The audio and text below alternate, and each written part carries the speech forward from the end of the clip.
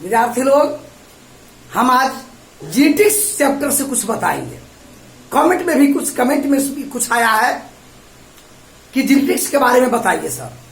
तो ठीक है, जेनेटिक्स यानी अनुवांशिकी के बारे में पढ़ाई करने के लिए कुछ विद्यार्थी बोले हैं इस बात को।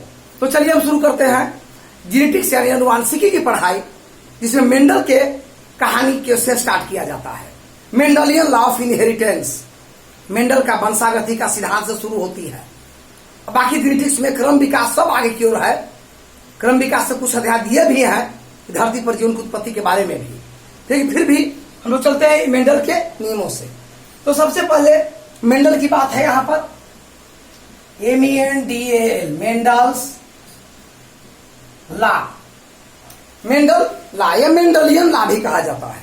मेंडल ऑस्ट्रिया, जिसकी राजधानी वियना में है, उसी में एक शहर है जिसका नाम है ब्रूनी। वहीं के एक मठ के पादरी थे। ये वहीं के जो है एक मठ के क्या थे, पादरी थे।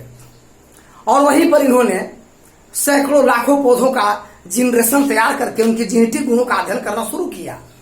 हालांकि ये प्राकृतिकवाद वैज्ञानिक थे, तड़क भड़क में विश्वास नहीं, लेकिन फिर भी पौधों के बीच क्रॉस करना, उनकी जातियां हाइब्रिड बनाना जैसे इनमें लक्षण और इनके शौक थे। तो यहां उन्होंने सबसे पहले मटर के पौधा को चुना, क्योंकि उनमें 90 दिन या 100 दिन के बीच नए पौधे आ जाते, रबी फसल है वो।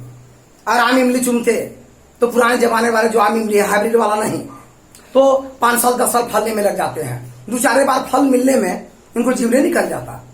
और बात यह था कि रबी फसल है, कौन सा, मटर। तो मटर के रबी फसल से 90 दिन या 100 दिन पर इनके फसल को काटे जाते हैं। जैसे आप जानते करते कि नवंबर दिसंबर में रबी फसल बोए जाते हैं और मार्च अप्रैल तक काट लिए जाते हैं।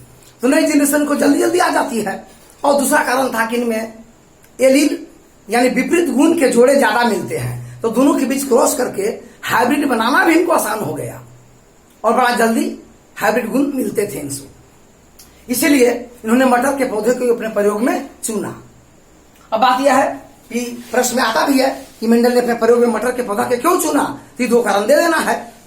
कम समय में जनरेशन मिलती है, इनमें एलील ज्यादा है, क्रॉस करने के बाद हमें हाइब्रिड पौधा जल्दी मिल जाता है, तो इनके हाइब्रिडाइजेशन में संकरण का अध्ययन करना आसान है। इसीलिए इन्होंने मटर के पौधा को चुना। अब आगे है कि सेशन आया, या ऐसा देखते हैं कि मेंडल ने कहा कि मेंडल के अनुसार किसी भी सजीव, चाहे वह जंतु हो या वनस्पति हो, उनमें माता पिता के गुण यानी पैतृक गुण जिसे कहते हैं, अगली पीढ़ी में चला जाता है। कोई भी जीव में, कोई भी वनस्पति में। इस क्रिया को इन्होंने कहा जीनेटिक्स, नाम रखा इन्होंने जीनेटिक्स, GNETICS, जीनेटिक्स नाम रखा। यानी हिंदी में कहते हैं आनुवंशिकी, आनुवंशिकी नाम दिया इन्होंने, जीनेटिक्स हुआ। लेकिन यह भी कहा कि माता पिता की इस पैतृक लक्षण को अगली पीढ़ी में चले जाने, ट्रांसफर होने, स्थानांतरण होने की क्रिया को अनुवांशिकता कहते हैं। अनुवांशिकता यह क्रिया कहलाया। पहला टॉपिक है। दूसरा है आनुवंशिकता, यानी इसको कहते हैं हेरिडिटी। अनुवांशिकता यानी हेरिडिटी कहा जाता है। फिर इसके बाद इन्होंने नंबर 3 में शब्द बनाया कि यदि कभी कभी ऐसा होता है कि पैतृक लक्षण में बदलाव हो जाती है, पैतृक गुणों में बदलाव हो जाती है। अब बदलाव होने से नई प्रजातियों का जन्म होता है। जैसे आदमी में उदाहरण लेते हैं, लंबे माँ बाप के नाटे संतान, नाटे माँ बाप के लंबे संतान, काले के गोरे, गोरे के काले, कम बुद्धि वाले के तेज बुद्धि वाले, तेज बुद्धि वाले के कम बुद्धि वाले।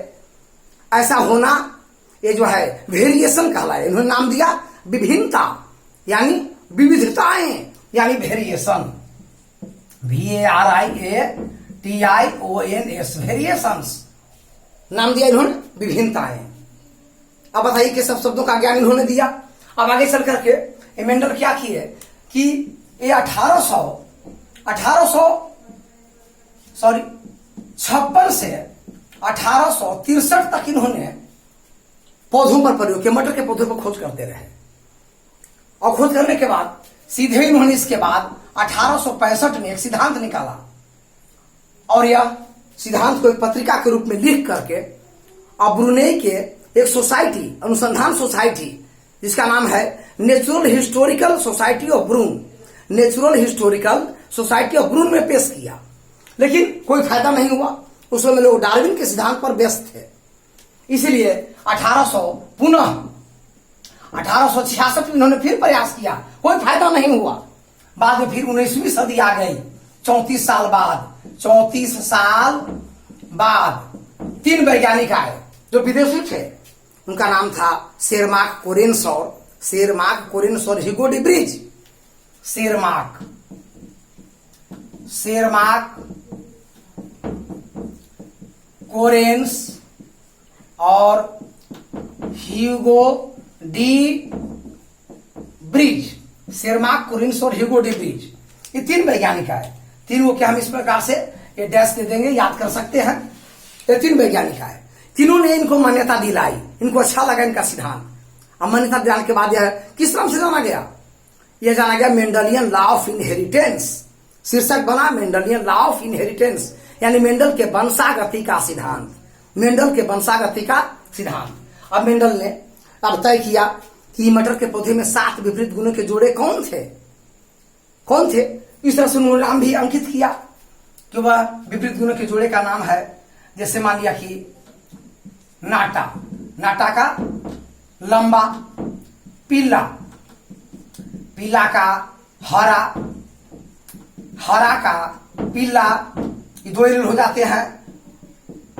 बैगनी का सफेद, अक्षीय का शीर्षस्थ, गोल का झुरीदार और फूली हुई संकीर्णित।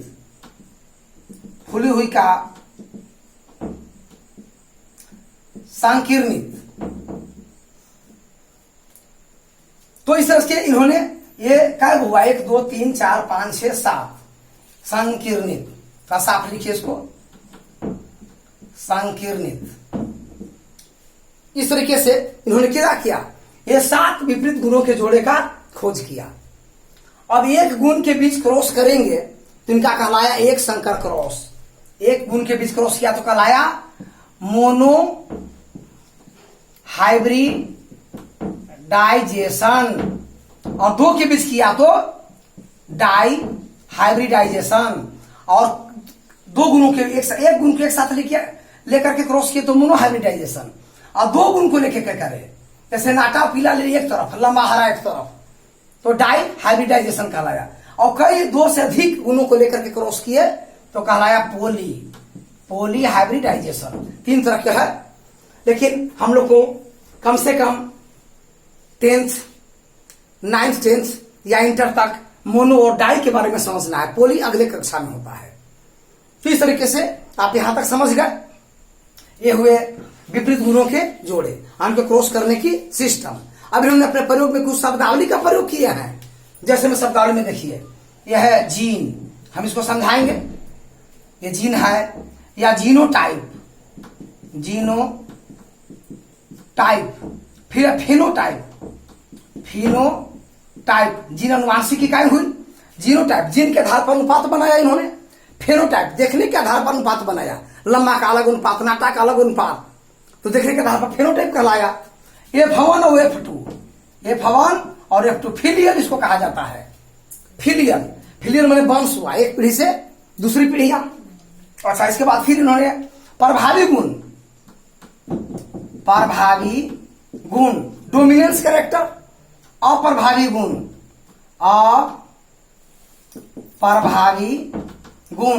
इसको कहा गया receiver character, dominance and receiver, प्रभावी और अप्रभावी गुण। इस तरह से ये शब्द बनते जा रहे हैं। फिर इसके बाद शब्द इन्होंने बनाया बैगिंग और विपुंसम, बैगिंग और विपुंसम। ये जो है स्वपरागन को हटा करके पर परागन करवाने की विधि है। या तो पुंकेसर स्त्री के साथ दोनों में से कोई एक को काट दिया जाता है या ढक दिया जाता है, वही है बैगिंग विपुंसम, वो हम आपको बता देंगे। ये क्रॉस पोलिनेशन को लागू करता है और सेल्फ पोलिनेशन स्वपरागन को हटा दिया और हाइब्रिड बनाने के लिए क्रॉस पोलिनेशन चाहिए, पर परागन। स्वपरागन में हाइब्रिड नहीं बनता, तो स्वपरागन को हटाकर क्रॉस और पर परागन लागू करने की विधि बैगिंग और विपुंसन हुई। पर परागन लागू किया जाएगा तो जीन है, जीनोटाइप, फेनोटाइप, F1 F2 प्रभावी अप्रभावी, बैगिंग विपुंसन और समयुग्मजी, समयुग्मजी शब्द बनाया। इसे लंबा लंबा, ये दोनों है लंबे मटर के संकेत है। उसी प्रकार से इन्होंने बनाया विषम युग्मजी, विषम युग्मजी लंबा के साथ नाटा, यानी होमोजाइगस और हेट्रोजाइगस। अंग्रेजी में याद करिए, होमोजाइगस और हेट्रोजाइगस, होमोजाइगस और हेट्रोजाइगस, समयुग्मजी और विषम युग्मजी। इस तरीके से ये इन्होंने शब्दों को दिया, शब्द को दिया। तो ये सब आपको 1 2 3 4 5 6 7 8 9 10 शब्द, ये सब इन्होंने अपने प्रयोग में लागू किए। अब इस सबको हम लोग किसमें सिद्ध करेंगे? मेंडल के एक संकर क्रॉस में, मोनो हाइब्रिडाइजेशन में। तब फिर चलेंगे डाई हाइब्रिडाइजेशन, तब आगे की ओर बढ़ेंगे। तो मोनो हाइब्रिडाइजेशन जब हम शुरू करेंगे उसमें सारी बातों को सब यहाँ जिक्र कर दिया गया है। एक संकर क्रॉस में सारे परिभाषाएं आपको मिल जाएंगे। ये लग रहा है दिक्कत की तरह, लेकिन दिक्कत नहीं होगा, ये सारे चीज उसमें मिल जाएंगे। प्रभावी गुण कौन है, अप्रभावी गुण कौन है, F1 F2 क्या है, जीनोटाइप फिनोटाइप क्या है, जीन क्या है, बैगिंग विपुंसन क्या है, सब युग्मजी और विषम युग्मजी यानी होमोजाइगस हेट्रोजाइगस क्या है, ये सारी चीज को उसमें अध्ययन मिल जाएगा। एक एक प्रयोग में सब परिभाषा आपको वहां मिलेगा और साबित भी हो जाएगा को इसको कहते हैं प्रभावी, इसको कहते हैं अप्रभावी, ये हुआ फिलियल, सब उसमें मिल जाएगा। आसानी से समझ जाइएगा। पहले तो याद करिए कि मेंडल का जो है इस तरह से इतिहास रहा और यहां तक की खोज किए। अब कल की वीडियो में हम लोग दिखाएंगे हम कि मेंडल का एक संकर cross, Mendelian law of monohybridization, Mendel का एक संकर क्रॉस, उसमें क्या अनुपात है जीनोटाइप का और क्या अनुपात है फिनोटाइप का, इस तरीके से उसमें दर्शाया गया है।